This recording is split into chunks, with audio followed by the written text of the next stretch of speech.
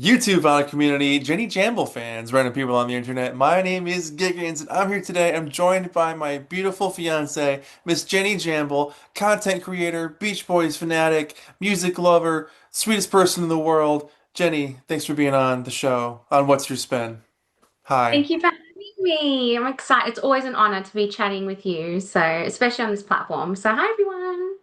I'm stoked to have you on because there's an artist that you've been really into lately, and I'll let you do the whole spiel, but like Jenny Jamball, who do you want to talk about today? I'm here to talk about the one and only Van Dyke Parks, Van Dyke Park, the legend himself, Van Dyke the Parks. legend. Jenny hmm Jamble, what's your spin on Van Dyke Parks? Well, first of all, I just want to say, Mr. Parks, if you watch this, if I get anything wrong, I'm sorry, but that's just a perfect opportunity for you to correct me and we can have a chat. So please reach out. Also, I just want to note this outfit is Van Dyke Parks inspired. So he is known for wearing overalls and button-down shirts. I am also wearing overalls and a button-down shirt. So this is in his honor. Um, so I'm a very big fan of Van Dyke Parks. I would say. Anyone who's had the pleasure of being around me in the past year has heard me talk about him. So you're welcome. Especially Giggens here has heard me absolutely talk his ear off every single day for months and months and months on end about Van Dyke Parks because I I love just it. think, well, I'm glad you love it because I'm not going to stop. Um, he is just the most fascinating person, and the more I learn, the more I need to know. It's just never enough. I spend most nights reading about him, watching interviews, listening to his music, because I just want to learn more. And I think for me, what really spurred it on is I'm a huge fan of the 1995 album Orange Crate Art, which was a collaboration between Brian Wilson and Van Dyke Parks. Yep, I've got my copy behind me there.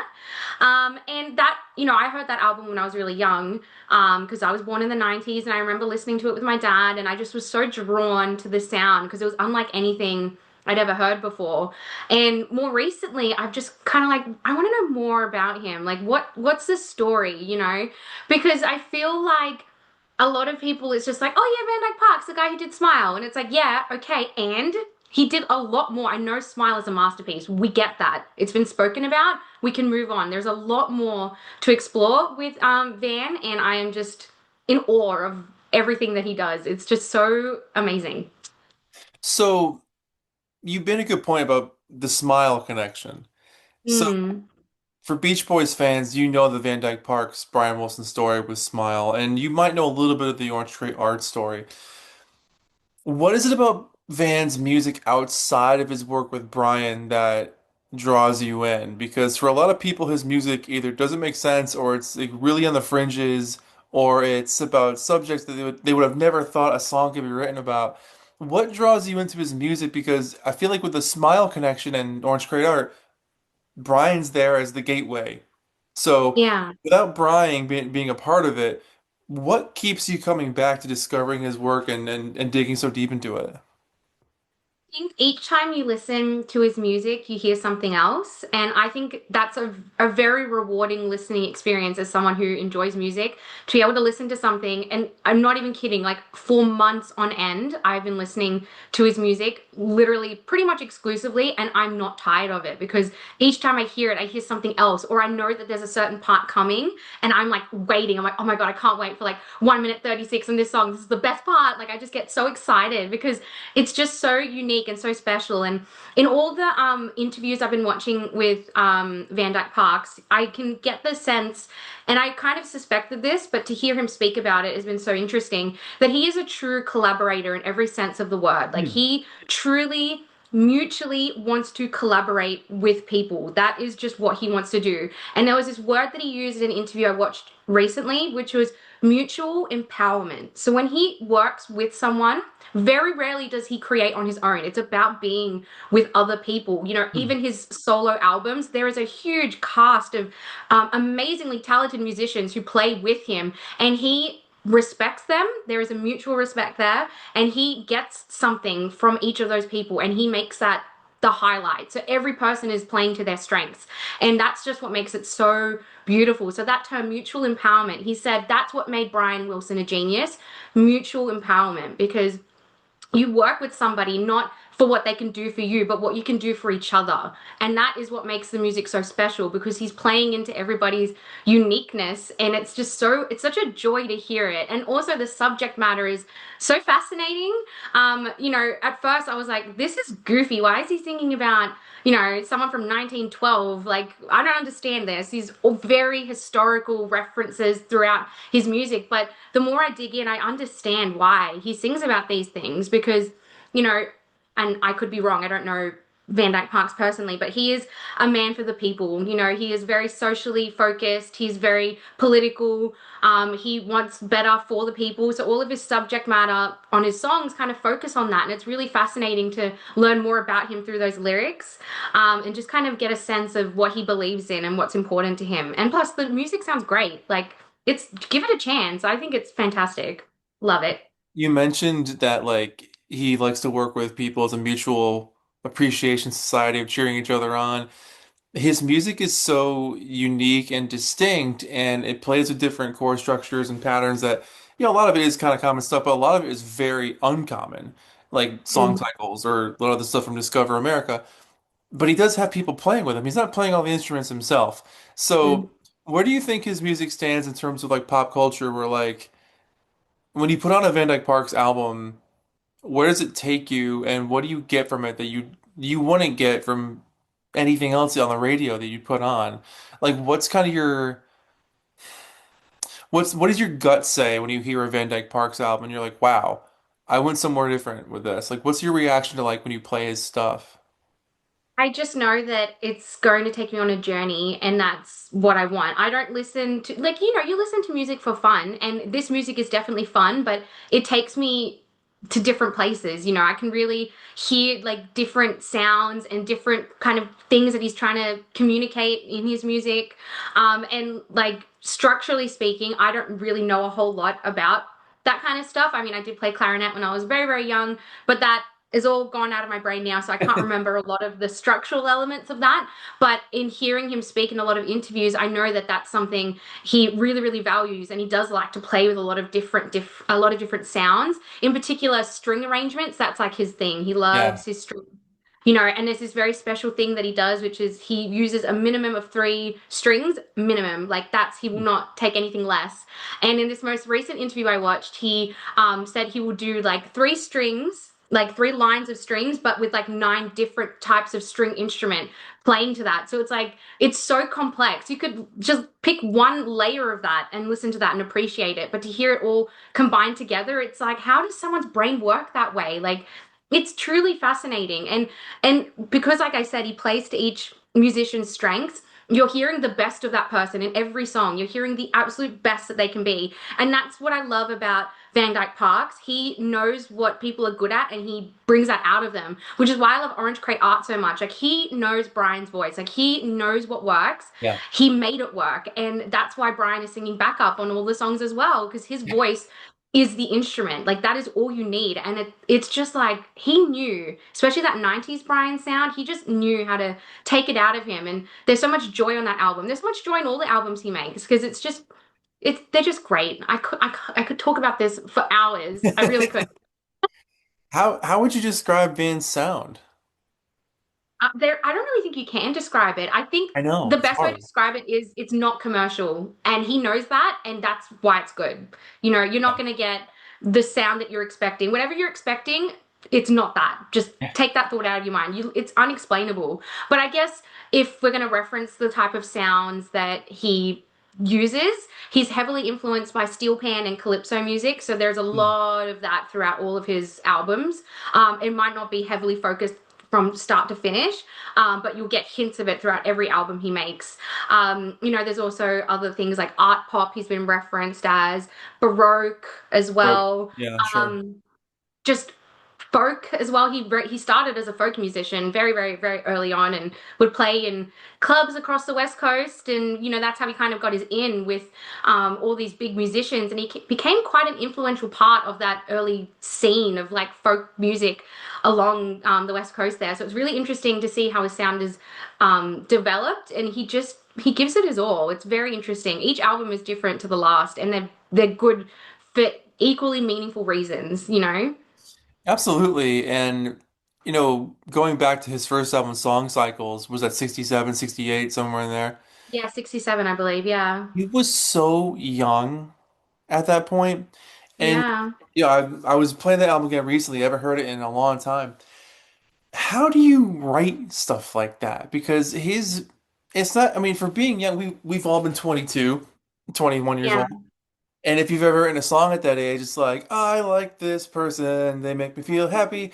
And he's got a song on the album called Van Dyke Parks, which is like this trippiest most psychedelic thing I've heard in a while.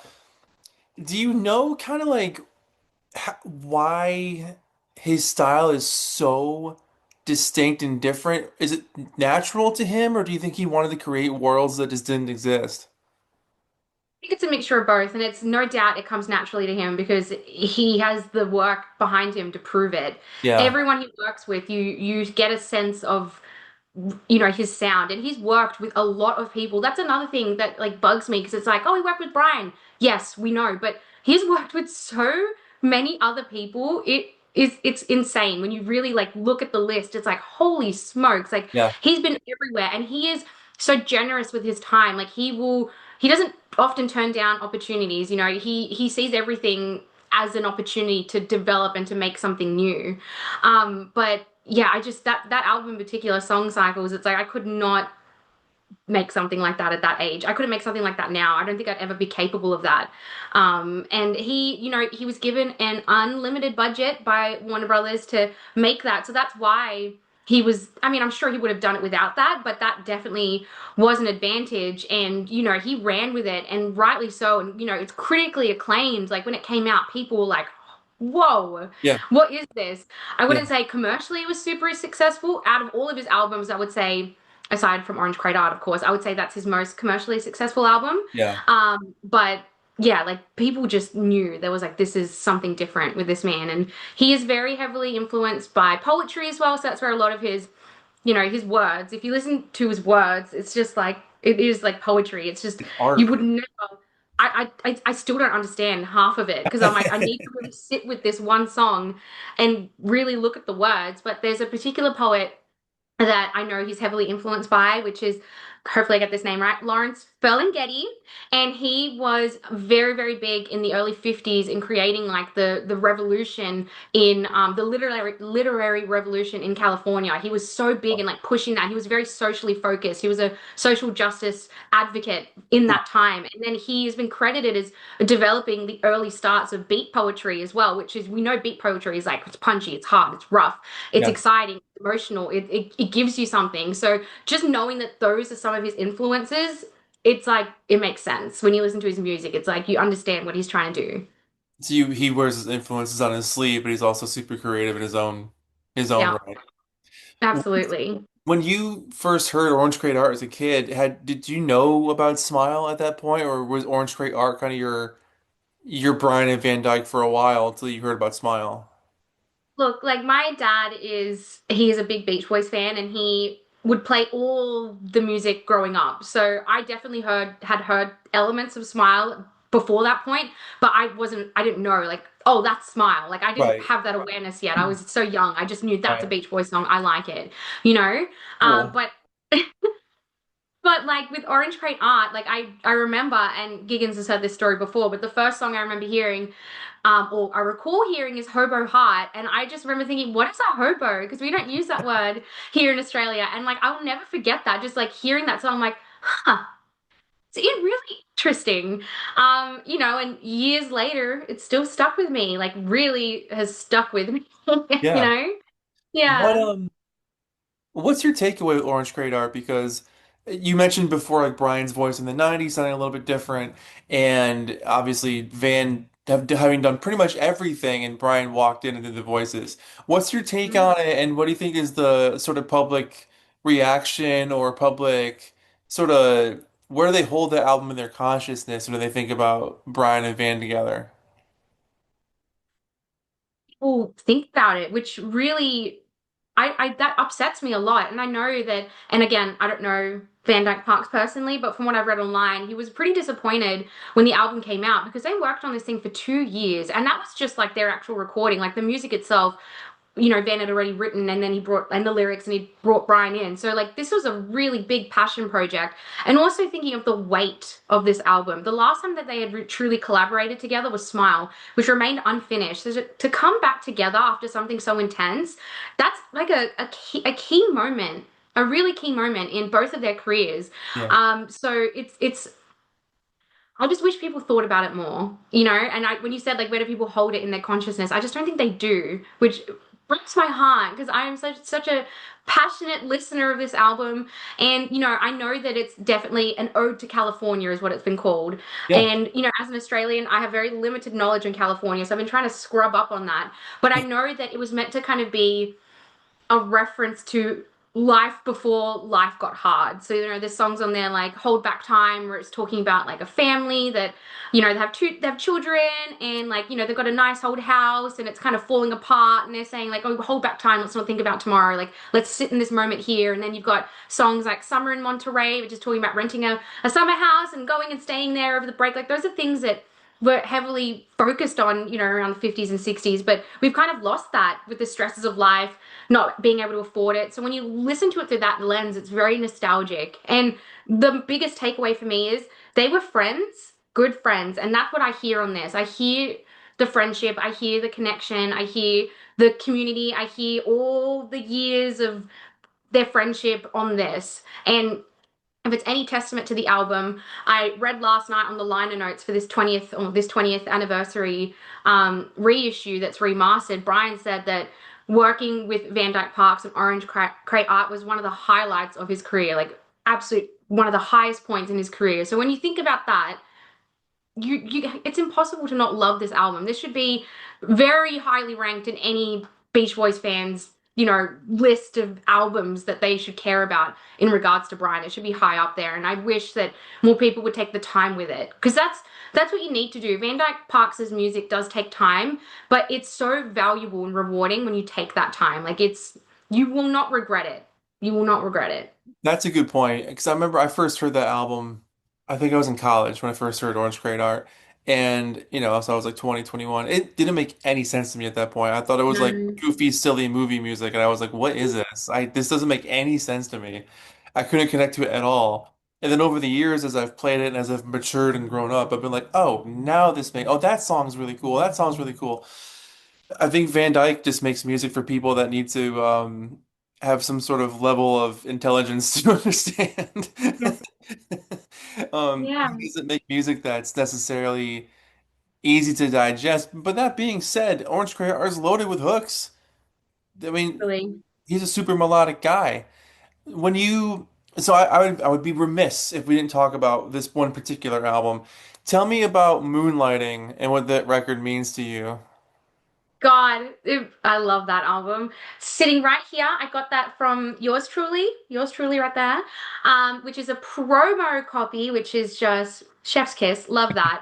But that album was kind of like the gateway. Like I was listening to Orange Crate Art like heavily so much at the start of the year, and then I don't know who it was. I think it was Ed Roach. If you guys know who Ed Roach is, the he worked with the Beach Boys doing their photography in the 70s and 80s, I believe. I could be Yeah, wrong long about that. time. Yeah. But I posted a story about Orange Crate Art on Instagram, and he replied to me and said, "You need to listen to Moonlighting live at the Ash Grove." And I'm like, I'd never heard of it at this point, and I pulled it up immediately, and that has become a staple in my listening. Like I listen to it every day, like every single day. So what Moonlighting is essentially, it is a live album, and it was recorded in 1996, but the album itself wasn't released until 1998, and because it's a live album, you get so much richness out of it. You get to hear Van talking with the crowd, which is always great, especially him. He's a master of words, so it's so interesting to hear him communicate with the crowd and really get into it, make a lot of jokes. He's quite funny. So Yeah. Yeah. when you understand them, sometimes I'm like, I need to listen to that a couple times to understand what he said. The Um, thesaurus. Yeah. But what makes this album so special is that there's a lot of songs from Orange Crate Art on there that he sings live. And to the best of my knowledge, apart from Orange Crate Art, which is kind of a staple in a lot of his live sets, he doesn't often play songs from Orange Crate Art live, like Hmm. other songs. Yeah. So it's really, really special to hear that. And it's just so good. It's so good. Like, I highly recommend it. It's really fun. And it's interesting because he wasn't a headliner for that show. He was actually the opening act. And the headliner for the show was someone called Steve Young, who was a very influential country musician Hmm. along the West Coast there. So I didn't know that. I read about that last night because I was like, I don't know that name, but probably someone to explore because Yeah. if Van Dyke thinks that they're good, they're good. What? So Van Dyke's reach is incredible. Like he's always working on something new. What modern artist would you like to see Van Dyke work with and add his flavor or like a string arrangement to that would elevate someone else's music? What modern group would you like to see him or artist should he Oh, collaborate with? that is a very interesting question. And I don't know if I have an answer for that because honestly, I'm so far removed from anything other than Brian Wilson and Van Dyke Parks right now. I'm failing to think of anybody. But I mean, just for reference and for those who don't know, he worked with Silverchair, the Australian group, and I think he did at least two of their albums. And one of the lead singer, Daniel Johns, I believe his name is, he did one of his solo albums as well. And when I read that, I was like, it makes sense.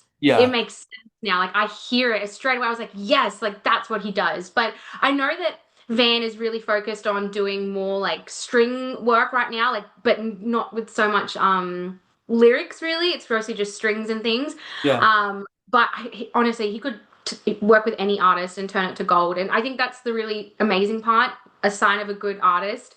yeah. They could work with anybody, and he can work with anybody. He's got the reach, and he's got the impact, and he's got the knowledge, he's got the time. He's really just he can do it. He can do it. The first couple of bands I thought of that would be cool were Aussie.